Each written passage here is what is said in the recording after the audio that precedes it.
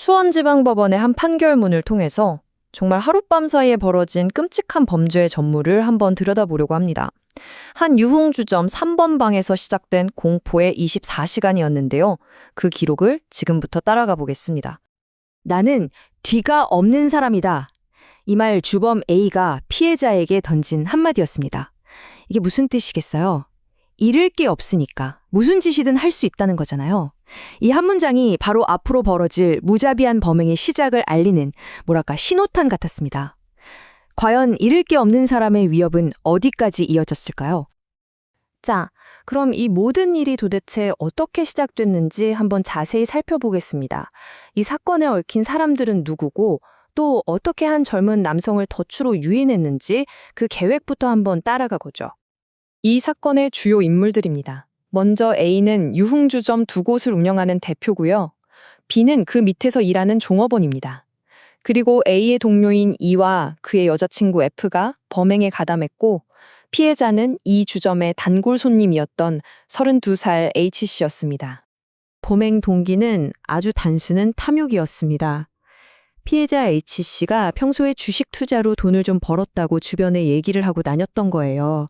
이게 화근이었습니다.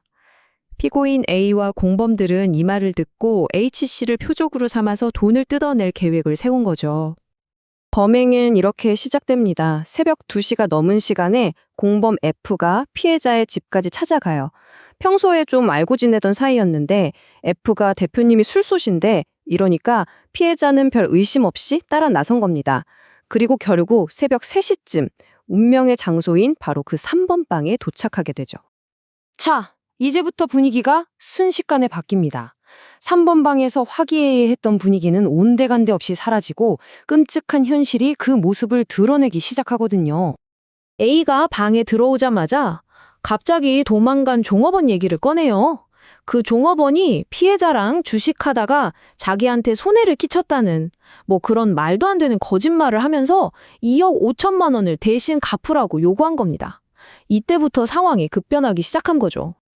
위협은 아주 체계적으로 점점 더 강도가 높아집니다. A는 종업원 B한테 야구방망이를 가져오라고 시켰는데 B는 더 위협적인 사시미 칼이랑 사람을 묶을 때 쓰는 테이프까지 가져온 거예요. 이건 단순한 폭행이 아니라 훨씬 끔찍한 범죄를 암시하는 도구들이었죠.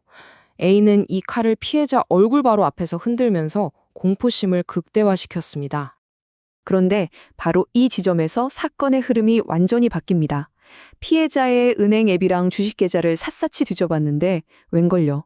돈이 거의 없었던 겁니다. 계획에 아주 큰 차질이 생긴 거죠. 피해자한테서 돈이 안 나오니까 이 범인들이 즉시 목표를 바꿉니다. 이제 이 범죄는 새로운 피해자를 향하게 돼요. 새벽 5시 32분, A는 H에게 강제로 62세 아버지한테 전화를 걸게 합니다. 아들의 목숨을 담보로 1억 6천만 원을 요구하기 시작한 거예요. 이 통화 내용만 봐도 피해자가 얼마나 절박했는지 그대로 눕혀지죠. 여기서 A는 한술 더 뜹니다. 마치 이게 합법적인 빚인 것처럼 꾸미려고요. 피해자한테 가짜 차용증까지 쓰게 만들어요. 이 강탈 행위를 정당화하려고 서류 조작까지 시도한 겁니다. 정말 대담하죠. 이 타임라인을 보면 아들과 아버지에게 얼마나 지옥 같은 시간이었을지 짐작이 갑니다.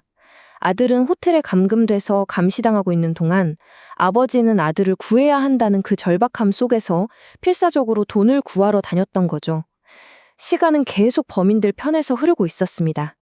자, 이제 법정으로 한번 가보겠습니다.